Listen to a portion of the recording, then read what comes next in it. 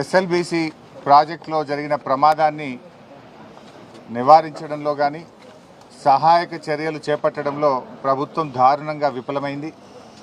దాదాపు ఇవాళటికి 5 రోజులు పూర్తవుతున్నప్పటికీ సహాయక చర్యలు కనీసం ప్రారంభం కాలేదు. అంటే వివిధ ఏజెన్సీల మధ్య సమన్వయాన్ని సాధించడంలో కూడా ప్రభుత్వం ఫెయిల్ అయిపోయింది. అటు కేంద్ర ప్రభుత్వ బృందాలు కావచ్చు, రాష్ట్ర ప్రభుత్వ బృందాలు కావచ్చు, ఏజెన్సీకి సంబంధించిన ప్రతినిధులు కావచ్చు, వీళ్ళ మధ్య ఎక్కడ సహాయక చర్యలు ప్రారంభించాలి, ఎలా ప్రారంభించాలి అనే విషయంలో రాష్ట్ర ప్రభుత్వం ఒక డైరెక్షన్ ఇవ్వడంలో కూడా పూర్తిగా ఫెయిల్ అయిందని చెప్పొచ్చు. మంత్రులు అక్కడికి వెళ్ళి హెలికాప్టర్లో టీవీలలో ఇంటర్వ్యూలు ఇవ్వడం మీద పోటీ పడుతున్నారు తప్ప సహాయక చర్యలను ముమ్మరం చేయడంలో పూర్తిగా ఫెయిల్ అయిపోయారు. అది పైనుంచి హెలికాప్టర్లో చూస్తే సొరంగం లోపల ఏమన్నా ప్రత్యేకంగా చూడడానికి వీళ్ళకి ఏమైనా ఎక్స్రే కెమెరాలు కళ్ళు గిట్ట ఉన్నాయా? ఆ హెలికాప్టర్లో చక్కర్లు కొట్టుడు, టీవీలో ఇంటర్వ్యూలు ఏందో నాకైతే అర్థం కాలేదు. ఇప్పుడు మీరు కనీసం ఇలా 5 రోజులు అయింది, ప్రతి నిమిషం కూడా చాలా ముఖ్యమైనటువంటిది. వారి ప్రాణాలు కాపాడడానికి ఒక్కొక్క నిమిషం, ఒక్కొక్క క్షణం కూడా చాలా విలువైనటువంటిది. మీరు ఎంత తొందరగా సహాయక చర్యలు ప్రారంభించడం ద్వారా వాళ్ళ ప్రాణాలు కాపాడే ప్రయత్నం చేయాలి. లోపల వాళ్ళకు ఆహారం లేదు, త్రాగునీరు లేదు, మరి వాళ్ళు ఎలా 5 రోజులు జీవించాలి? సో దాని మీద మీ శ్రద్ధ కరువైందేమో అనిపిస్తూ ఉంది.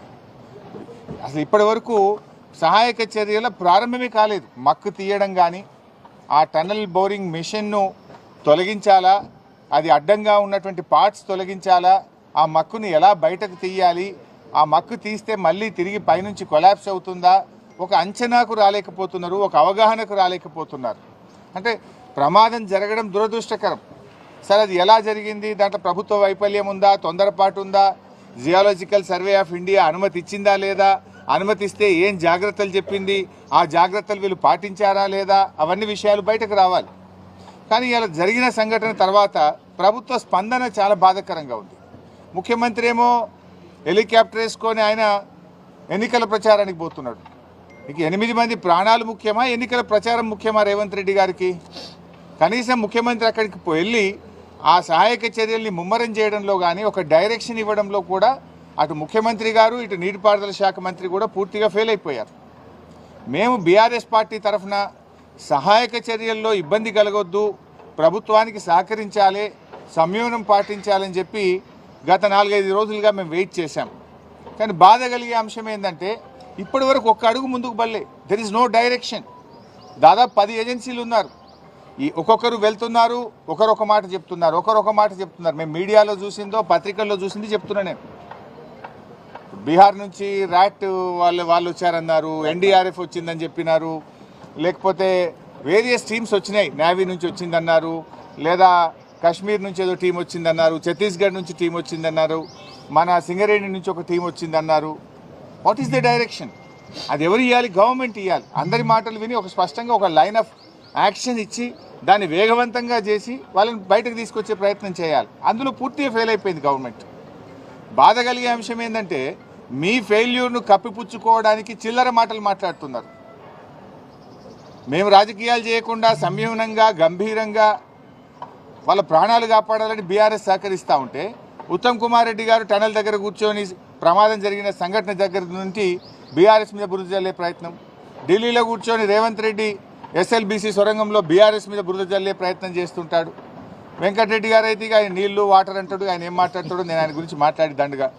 సో ఇట్లా ఒక గందరగోళమైన పరిస్థితి ప్రభుత్వంలో నెలకొన్నది. ముఖ్యమంత్రి మాటకు నీటిపారుదల మంత్రి మాటల మధ్య పొంతన లేదు. మీరు బీఆర్ఎస్ని విమర్శించడానికి ఇది సమయమా? అసలు బీఆర్ఎస్ని విమర్శించే నైతిక హక్కు మీకుందా? అంటే తమ తప్పును కప్పిపుచ్చుకోవడానికి ఇతరుల మీద నెపం నెట్టే ప్రయత్నం చేస్తున్నారు. అన్ని విషయాలు నేను అక్కడ డీటెయిల్గా మాట్లాడతాను. సో ఈరోజు మా మహబూబ్ నగర్ మరియు నల్గొండ జిల్లా మాజీ మంత్రివర్యులు, మాజీ శాసనసభ్యులు, శాసన మండలి సభ్యులు, పార్టీ సీనియర్ నాయకులు అందరం కలిసి అక్కడికి వెళ్ళి మరి ఎవరైతే బాధిత కుటుంబాలు ఉన్నాయో వారికి ఓదార్చడానికి, వారికి ధైర్యం చెప్పడానికి, మరి ప్రభుత్వ సహాయక చర్యలు నిజంగా ఎలా జరుగుతున్నాయో, కరెక్ట్గా చేస్తున్నారా లేదా, మాకుండే అనుభవాన్ని, మాకుండేటువంటి ఆలోచనలు కూడా వీలైతే త్వరితగతిన వేగవంతంగా సహాయక చర్యలు జరపడానికి మా యొక్క సూచనలు కూడా అందించాలనే ఉద్దేశంతో బీఆర్ఎస్ పార్టీ బృందం మేము అక్కడికి బయలుదేరి వెళ్తున్నాం. చిన్న విషయం, నిన్న ముఖ్యమంత్రి ఢిల్లీలో కూడా చర్చ చేస్తూ గత 10 నెలల్లో బీఆర్ఎస్ ఎస్ఎల్బీసీ పట్టించుకోలేదు కాబట్టి అది కూలిపోయిందని అంటున్నారు.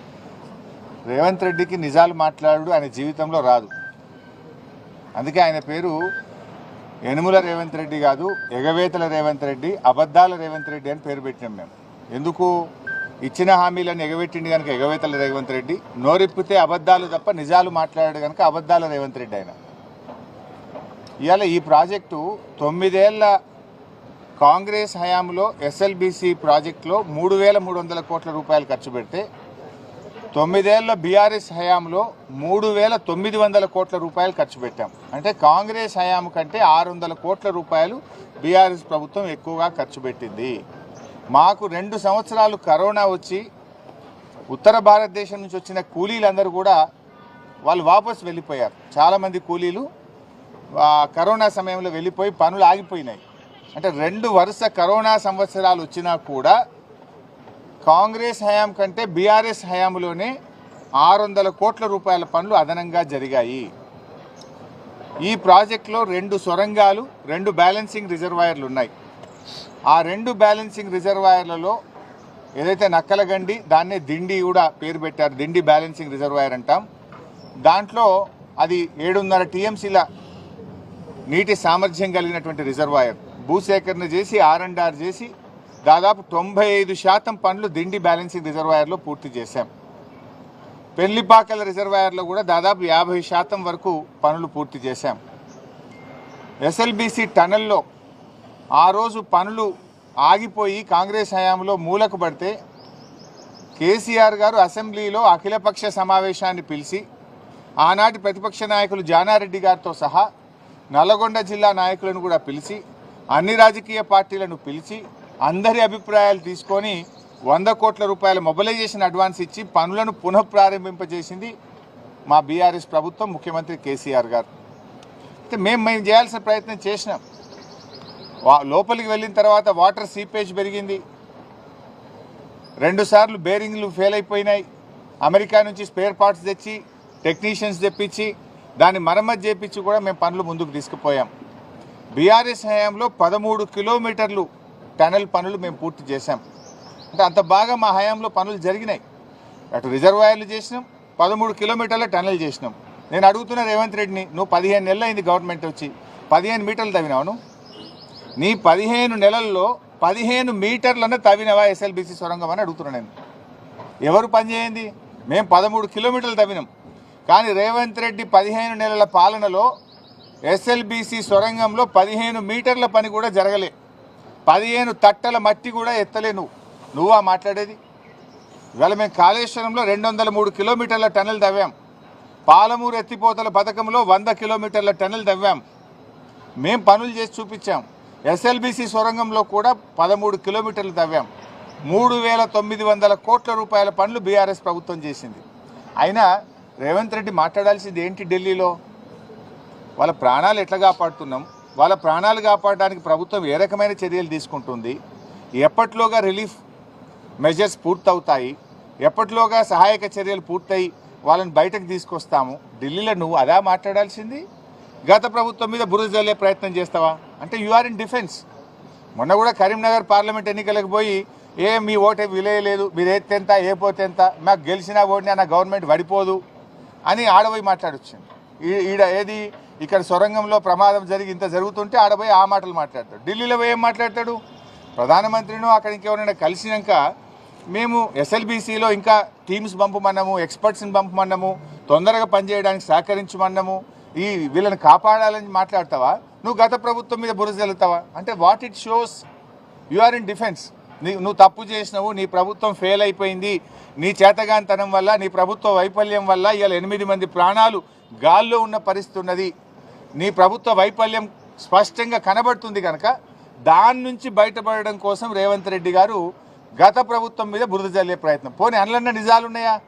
గత ప్రభుత్వం ప్రాజెక్టును పడించుకోనే లేదట. మరి 13 కిలోమీటర్లు దవ్వింది నిజం కాదా?